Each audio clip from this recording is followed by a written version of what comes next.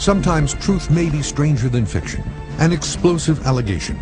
Did Soviet scientists try to cross apes and humans to create an army of ape men? Stalin was willing to do things that other people would cringe from doing. Was such an abomination even possible? There's nothing you could do with an ape-human hybrid. They'd rip your arm off. In a region where real ape men may have existed. So it's possible that a well-looked ancient human species didn't really go extinct. She was just a big wild woman. A strange find could turn science on its head. This is the DNA results from the quit tooth. It's a bizarre journey where ethical lines are blurred. I have been called Frankenstein, Dr. Frankenstein. Witnesses around the world report seeing monsters. Are they real or imaginary? Science searches for answers on Monster Quest.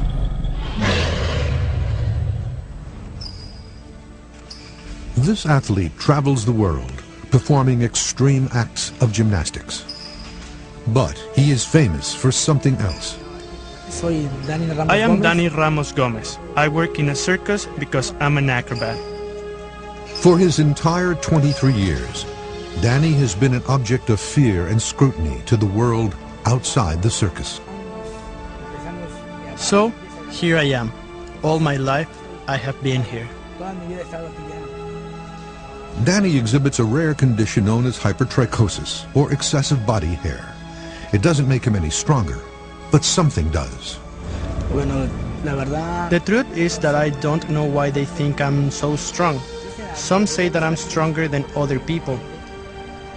There is a really heavy trampoline that they need 4 people to carry, but I can carry it, not with one arm, but on my shoulder. They think that I'm strong and they are scared. Though Danny's strength comes from practicing acrobatics, some whisper that he's some kind of ape-man hybrid. He is not. But they are not the first to believe that the link between human and ape is close enough for the species to cross.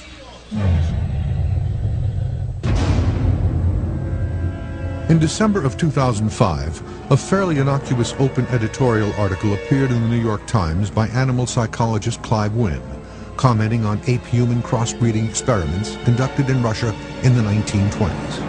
I would say that one can speak of the 1920s as the golden age of Soviet science. Anything was possible. The story was quickly picked up by Russian and European papers, introducing even more explosive information. An article in the Scotsman newspaper stated that in 1926, the Politburo in Moscow passed the request to the Academy of Science with the order to build a living war machine. A new, invincible human being, insensitive to pain, resistant and indifferent about the quality of food they eat.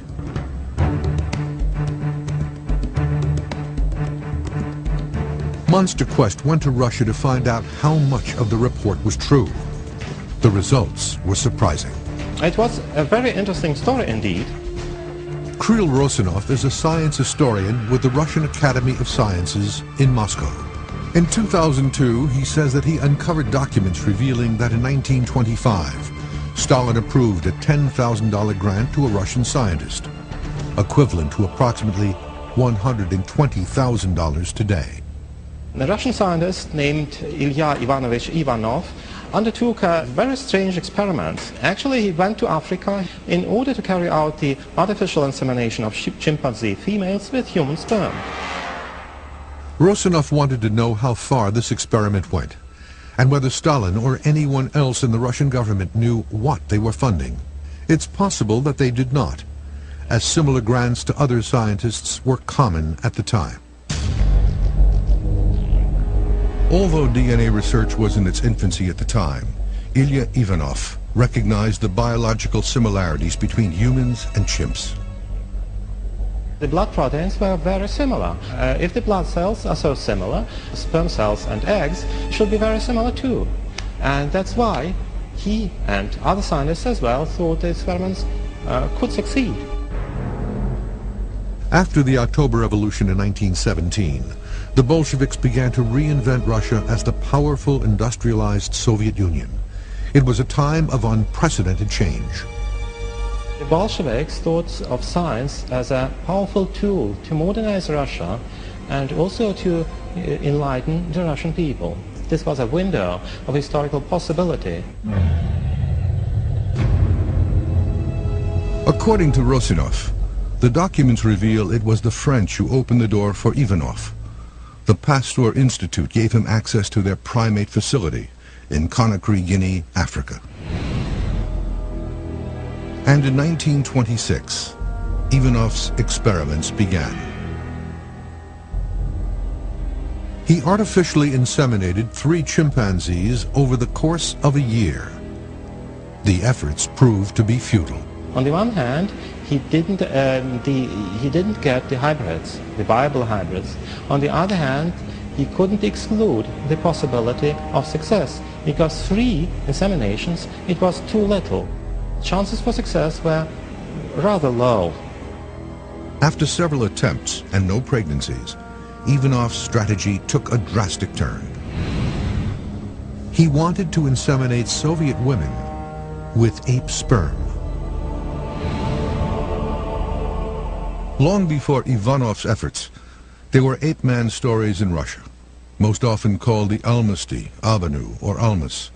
They were described as 6 to 7 feet tall, walked on 2 feet, were covered in reddish hair, and wore no clothing. A physical description not unlike the American Bigfoot or Asian Yeti. But stories of the Almasty include several important differences. It is said to have a more human-looking face and allegedly used fire and tools. Dana was a female Abnauyu. Abnauyu is a local name in that place, in Abkhazia. It is between Georgia and Russia. Igor Burstev is a Russian historian and an expert on the mysterious hair-covered woman named Zena. He lives in the 1860s till 1890. Which is very interesting, wild, human-like creature.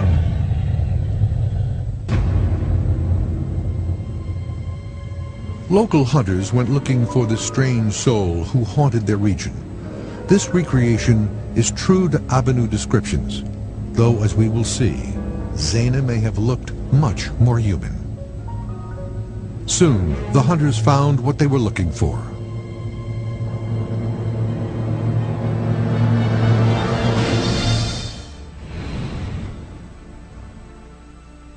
She was eventually sold to a local man of means named Genaba. She was very big. They say that she was about 2 meters high. That means about maybe 7 feet. And also she was very strong. She preferred raw meat.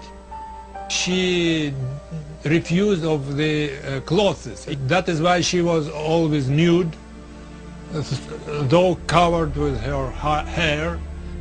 Her style of life was very wild, as animal life. She was just a big wild woman. After being caged for several years, Zena grew docile and submitted to a near domesticated life. Although she never spoke more than a couple of words, she roamed about the village freely and even worked at Genaba's mill. He tried to use her to carry big sacks with grain to the mill and with the wheat out of the mill, some about 100 pounds. She was taking just very easily. And here is where the story takes another unlikely turn. Legend has it that Zena had several offspring with numerous different men from the village. Zena's first child died when she bathed it in the cold river. After that, the local village women raised her remaining 4 children who were seemingly human and of normal intelligence. One son, named Quit, was said to be very strong, ill-tempered, and quick to fight. Quit, along with Zena, was said to be buried in Genaba's family plot in Abkhazia, while Zena's body was not found. Igor says he did locate Quit's remains. Igor has provided Monster Quest with what he claims is Quit's tooth. In 2006, DNA tests on the tooth concluded Quit's mother, Zena, was human, indicating the stories of her height and hairy appearance were likely much exaggerated. However, this expert suggests the results may have been tainted. It's possible that the DNA that was recovered before was human contamination. Kurt Nelson is a microbiologist at the University of Minnesota. He plans to run new DNA tests on the tooth. I'm going to go into the tooth and try to recover DNA to analyze it to see what the nature of the DNA is, to see whether or not Quit was fully human. Nelson believes it is possible the original results were contaminated with human DNA due to improper sample collection and preparation. When you touch something, you just automatically contaminate it with DNA. And it's very difficult to get rid of this. The DNA persists very strongly. So I'm just going to decontaminate the surface of this tooth by brushing it first.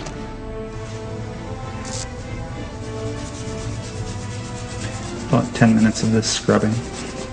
Now I'm just going to rinse off the tooth with some distilled water, and then I'm going to place it into a bleach solution for an overnight incubation to further destroy surface DNA.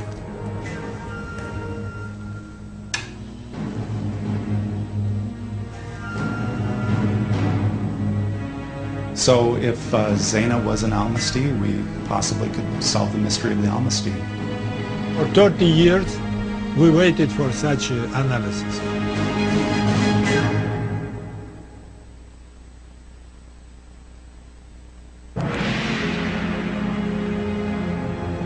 Joseph Stalin's plan for an army of indomitable eight-man warriors would have been a terrifying prospect.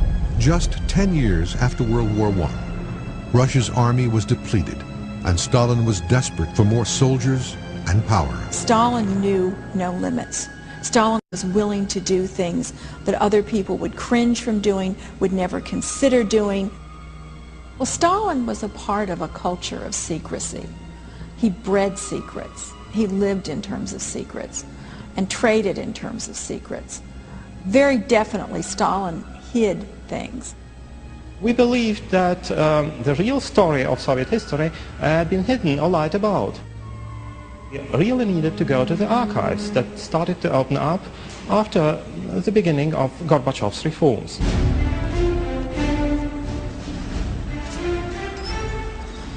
In 2002, Rosinov combed the Central State Archives of the Moscow region for details of Ilya Ivanov's experiments.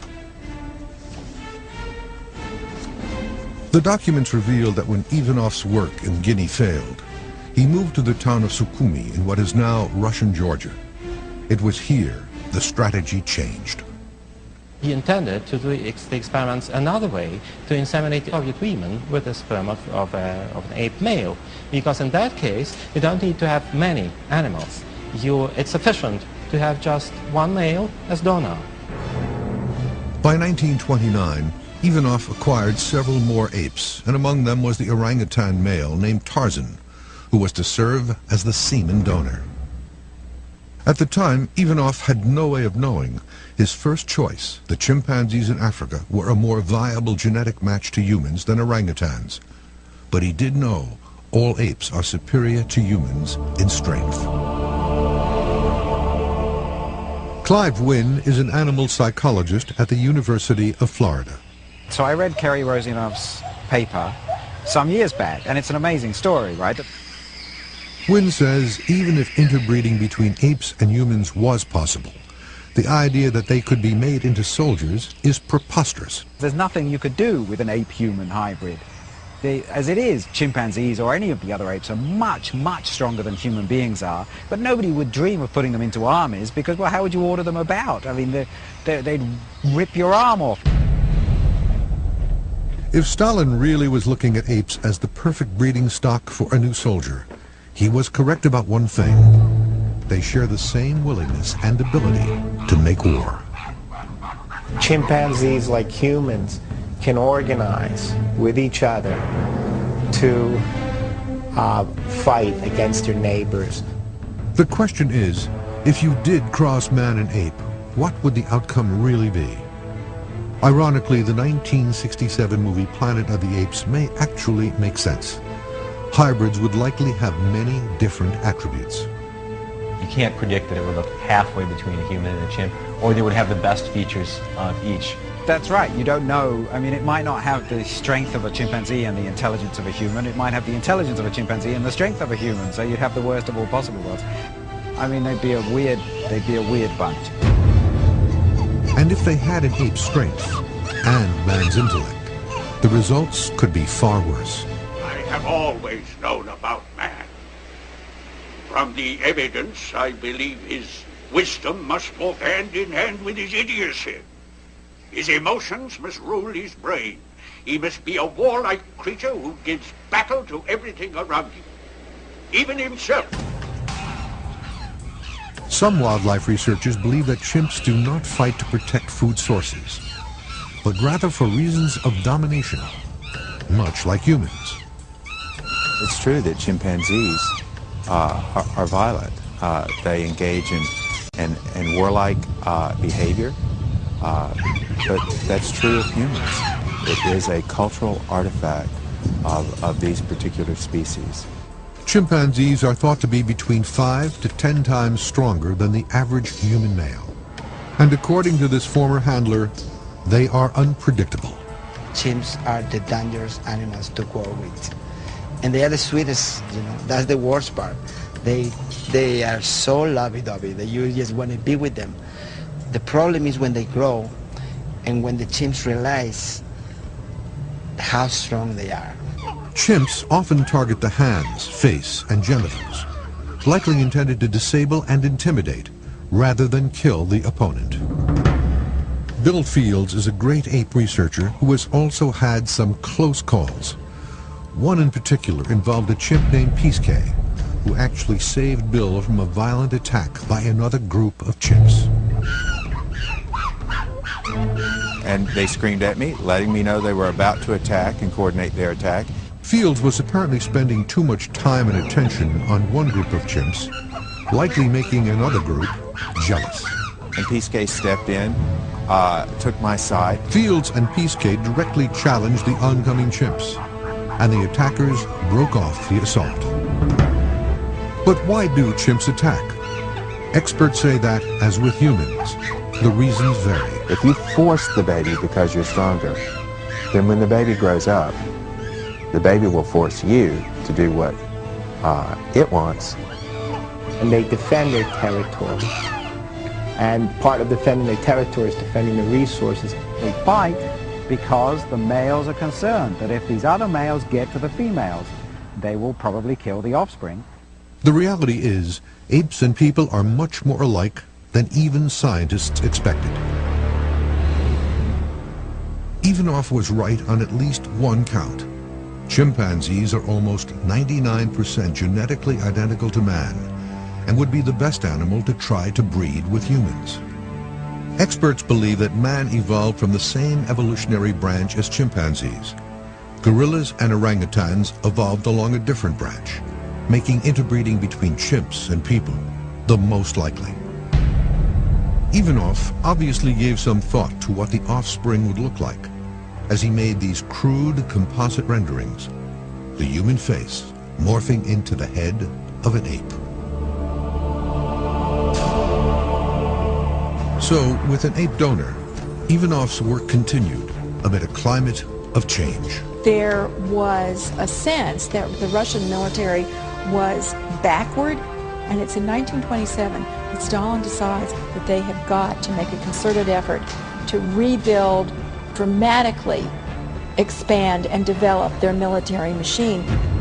So the idea of biological engineering and some sort of Superman, I mean, this in a way is the answer to a country that is suffering from one disaster after another. Perhaps Evanoff also knew of Zema. She was, after all, alive during the early part of his career in the late 1800s. Evanoff would have been troubled with the same questions we have today. Was Zena just a hairy wild woman?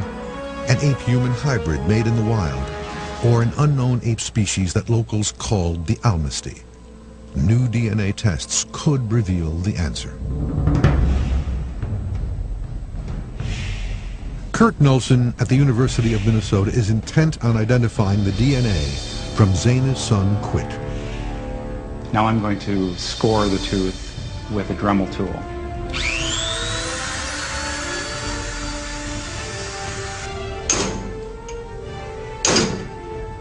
Okay, I've got my 3 samples here. The first one is the drill powder from the Dremel tool, and these 2 are the smashed tooth divided up into 2 samples, and one of them I've added the human cells that I have to act as a positive control. I should get DNA in that one if the chemistry works.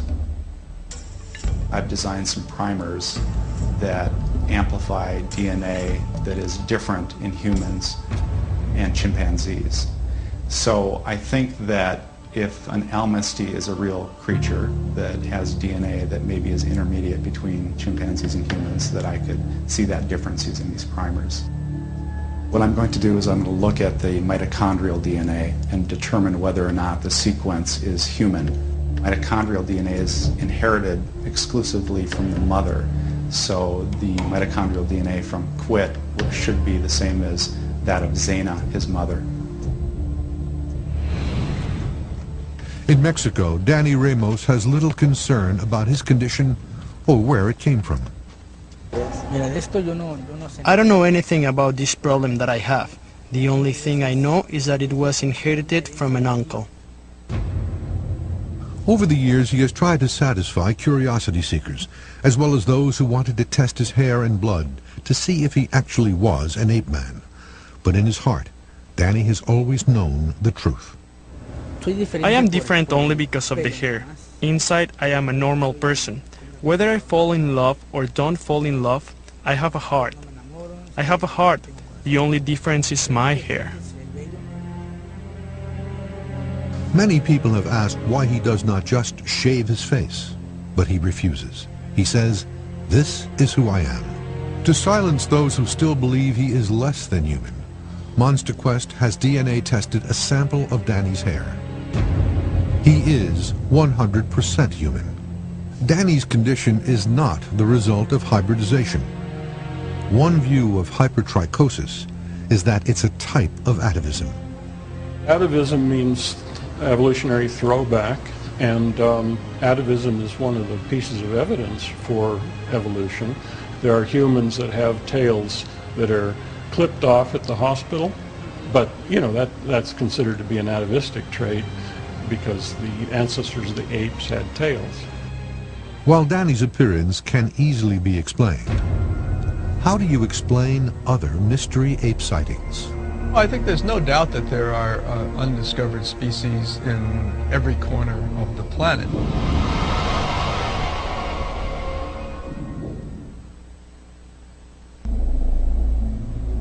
Long before Ivanov and Zena, another man was speculating on our evolutionary past.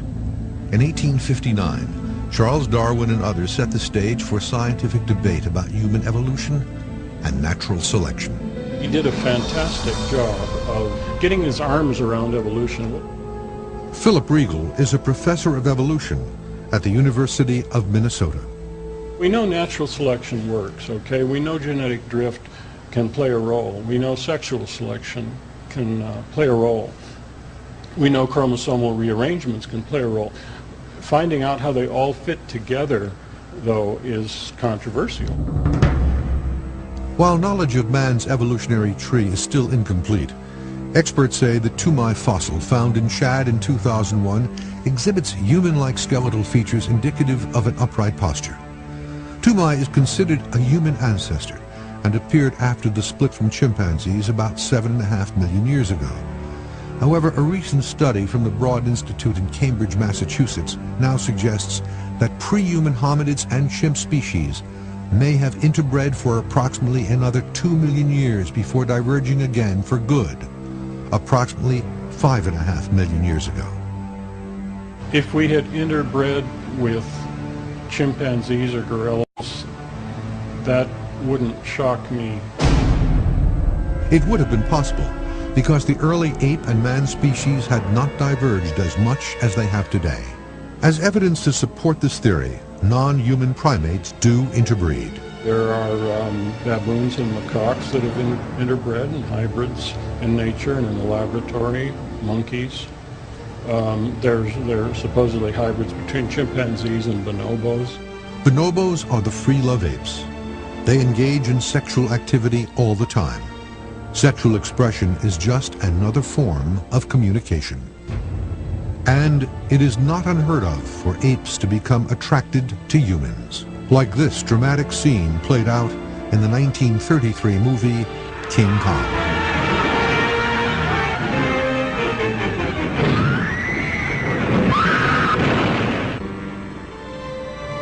But most researchers shy away from the interbreeding theory. Even in the field of cryptozoology, the study of cryptids or legendary animals, which include creatures like the Russian Almasty, Asian Yeti, and American Bigfoot, or Sasquatch. The most commonly held theory is that these creatures are unique species of ancient ape, not man, and have somehow been able to delay extinction by remaining undetected by their most likely enemy, humans.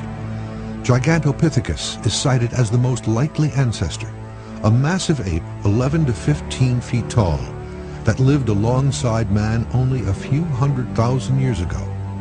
This giant lived throughout Asia, and some believe even made it to North America over early land bridges.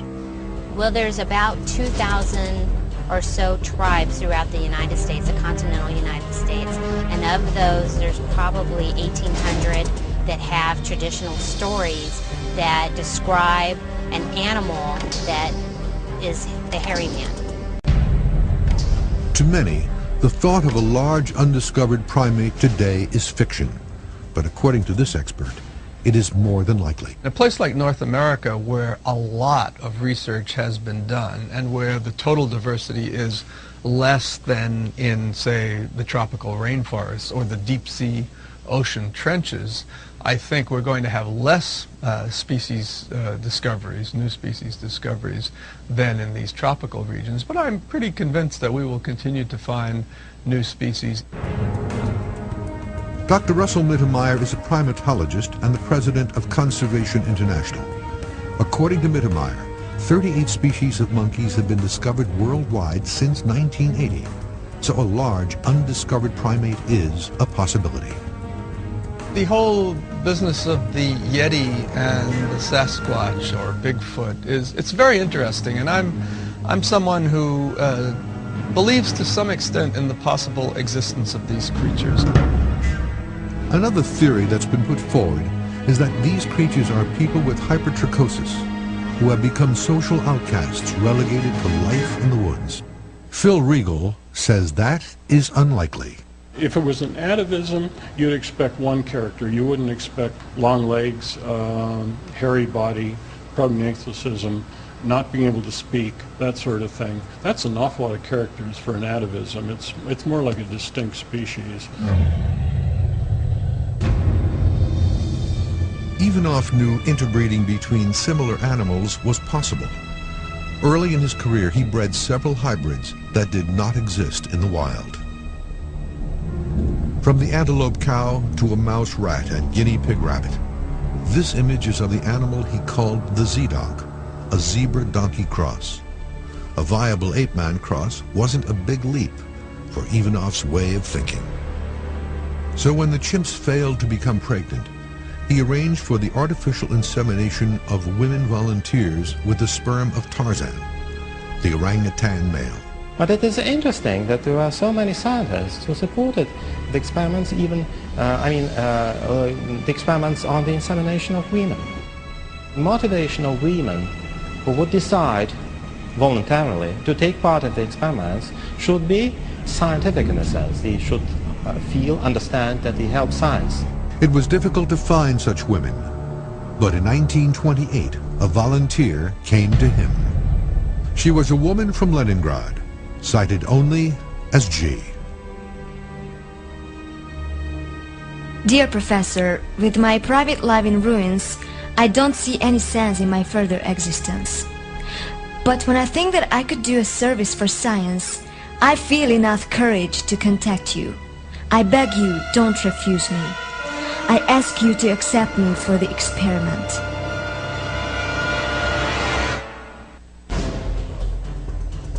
The question of whether chimps and humans could still interbreed today is complex and controversial. While we are very similar genetically, the different number of chromosomes in chimps and humans presents problems. If a human-ape hybrid were to be produced, I think it would be severely malformed and profoundly retarded. I think you would just get a huge mess.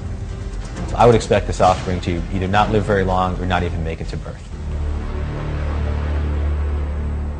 There are cases where similar animals with a different number of chromosomes have been able to produce offspring, like the mule, a cross male donkey and a female horse, or a liger, the offspring of a male lion and a female tiger. But there are problems with these new hybrids.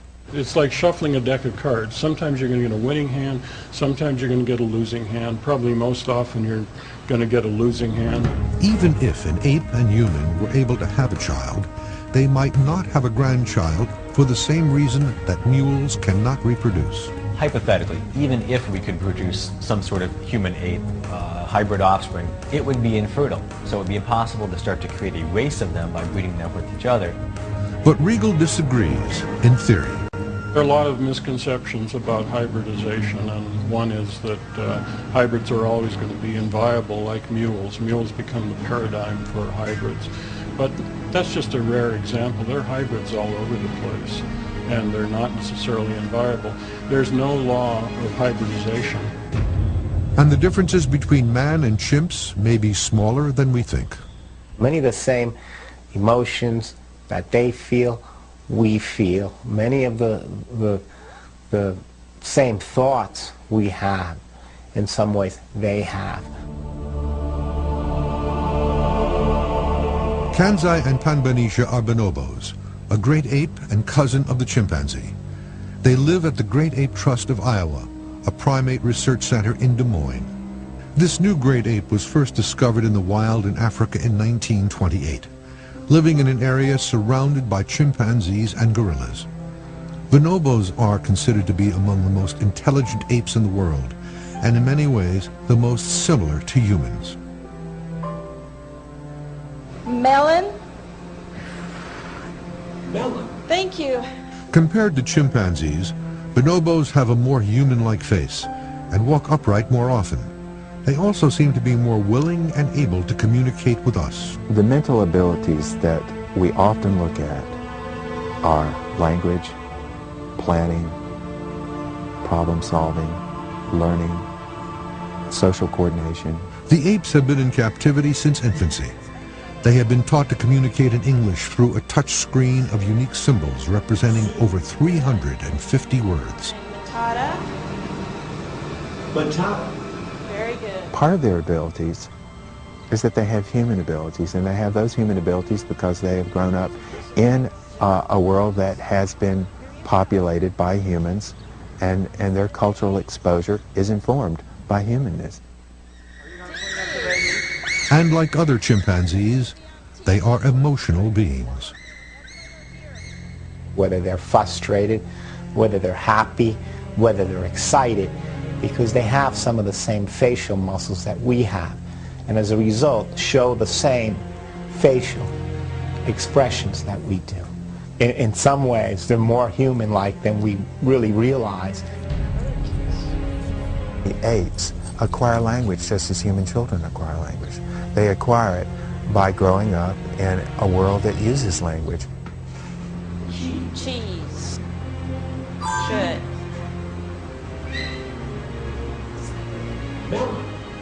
Melon.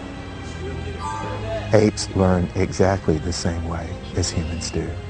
But they also show we have much more to learn. We think we are the most intelligent, and that may be the case. I'm just saying that that is a very human-oriented view of what intelligence is. If I went to the Congo, my ability to do calculus or my ability to play the piano or whatever it is I can do that people think is a smart thing that I do would be meaningless there. Get the grapes out of the backpack if you like. Go ahead. I don't care. Go ahead. It's okay with me if you get the grapes. They're good grapes.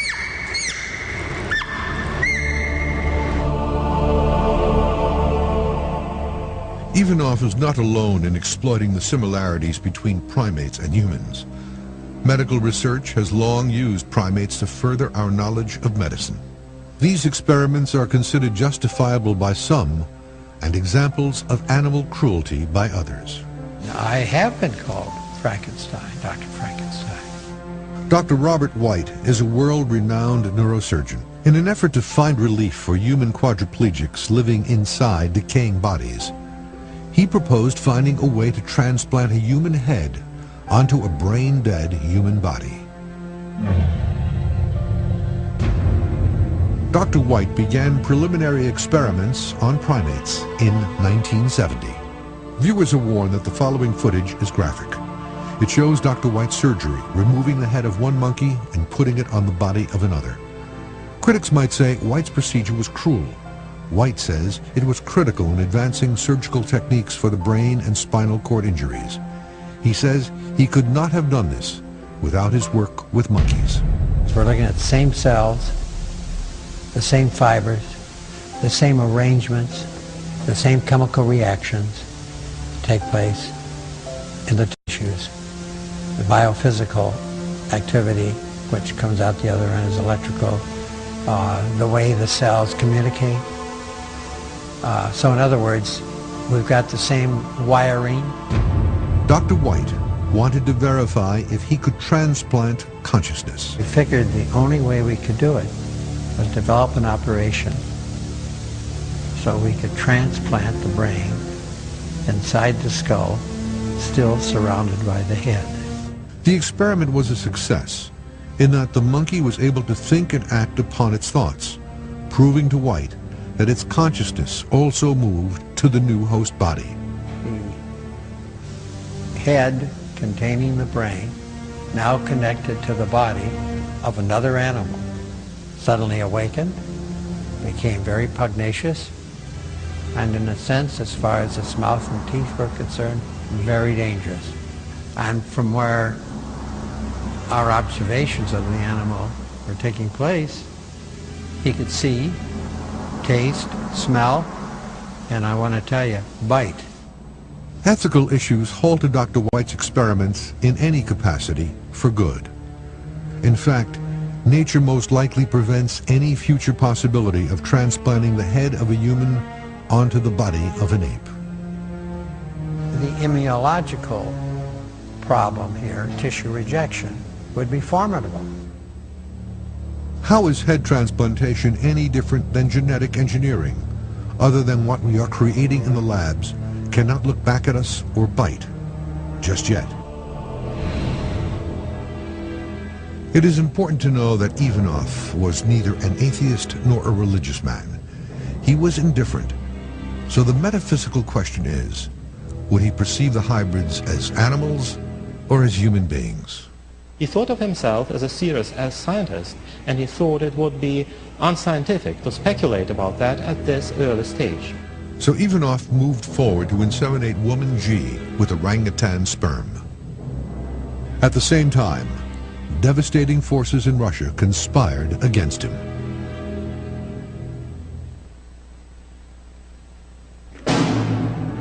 In 2006, newspapers around the world ran stories of Joseph Stalin's alleged effort to create an ape-man soldier. This man says he has the documents to prove interbreeding efforts were made. This man says an ape woman named Zena lived in Russia 20 years earlier. This man is doing DNA testing of Zena's son, Quit. Ilya Ivanov's attempts to inseminate chimps with human sperm were unsuccessful. Then in 1929, before he could inseminate a Russian woman with orangutan sperm, his plan was derailed when the donor orangutan, Tarzan, died.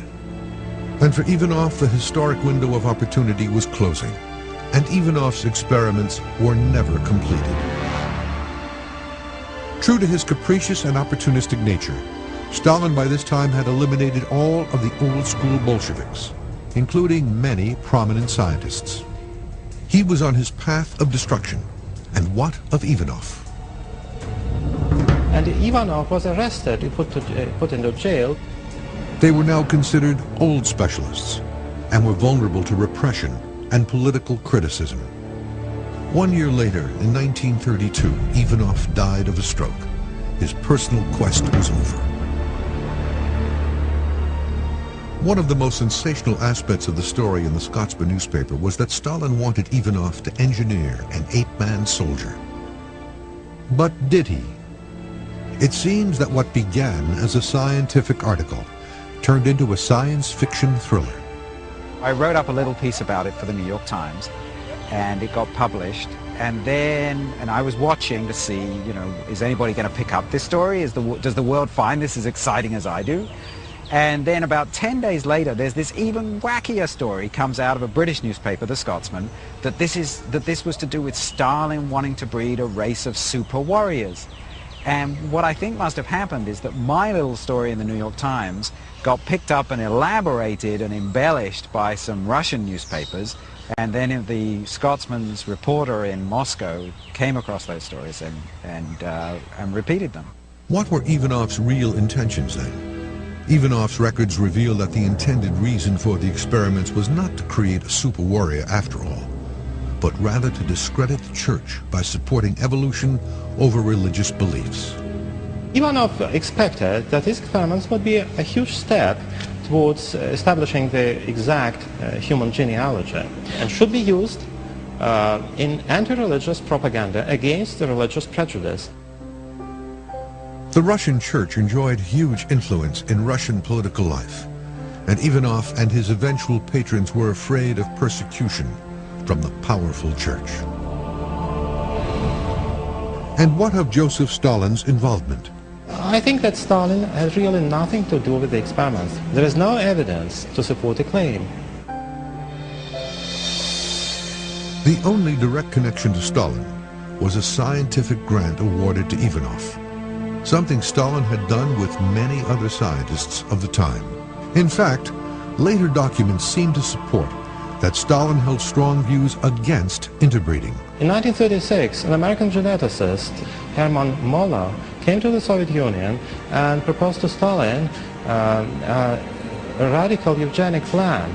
He suggested that the Soviet Union starts the program of the artificial insemination of women with the sperm of outstanding men. Stalin was furious. He vehemently opposed this plan. Why then was Stalin rumored to be involved, and how did the stories of Stalin's ape-man come to be? People are always interested in dictators, so it would make this story sound more interesting. And what of Mother Nature? Could she be creating ape-men that walk among us? Could Zena be evidence of nature's handiwork? Biologist Kurt Nelson has the DNA results. Okay, here we have it. The samples are divided into 3 sets. This is the positive control. This is purified human DNA in each case. We got a good strong band so that the purification worked. But what you see is that there's no bands in either the drill powder or the smashed tooth sample in each of the 3 primer cases. So that means that I just failed to get DNA. It's certainly a tooth. There was DNA there at one time. It means that the question of what kind of a creature this was is still up in the air. While history says apes and man likely interbred millions of years ago, science says it is likely not happening today. At least there is no evidence to prove ape-man hybrids currently exist in nature or in the lab. But science continues to push forward to a time when Planet of the Apes could become a reality. Perhaps instead of looking for some hybrid creature out there now, perhaps we are the hybrid creature. The quest for an ape-man hybrid, or simply a better, stronger man, is an age-old pursuit that is tightly knitted into our history, science, and legend. The astounding